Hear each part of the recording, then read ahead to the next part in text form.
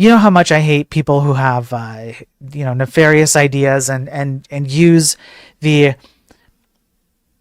let's say the incompetence of the tech industry to their own benefit to hurt other people's lives. I really hate that. So I really, really enjoy reading news articles like this one. Authorities carry out elaborate global takedown of InfoStealer heavily used by cyber criminals.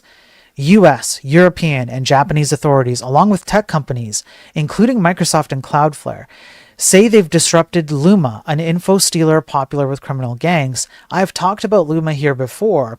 If you've been watching the Daily Tech News stream for even the past 2 weeks, it's come up a lot. Luma is a super heavily used, let's say, cyber criminal tool. So the article goes on to describe what they did. First of all, Luma is one of the most popular, just like I said. It's been used by cyber threat actors to steal passwords, credit card and banking information, and cryptocurrency wallet details.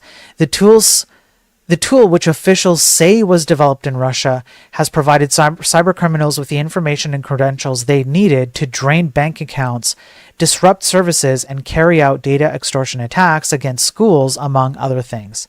So what they did is they took down 2,300 domains underpinning Luma's infrastructure. And then they went into the marketplaces that sold the malware, and they coordinated with Europol and Japan Cybercrime Control Center, and they just essentially infiltrated their way into a lot of these places and groups that use this tool.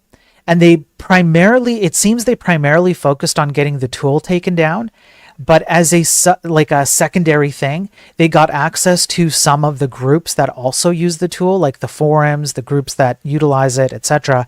And they also took them down too. So the entire infrastructure behind this, at the very, very least, has taken a rather big hit. And I am really happy to see that.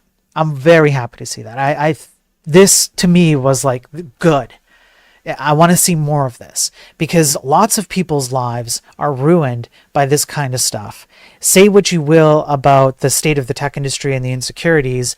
There is something to say about social engineering, the amount of just pure mistakes that can happen, even if you have security buttoned up nice and tight. People can make mistakes. They can have an off day. They can click on something they shouldn't have. You can't always account for everything when you factor in just your common day-to-day stuff that goes wrong. And these kinds of people just don't care about you or your family or your loved ones or the consequences of their actions. So I'm really happy to see that.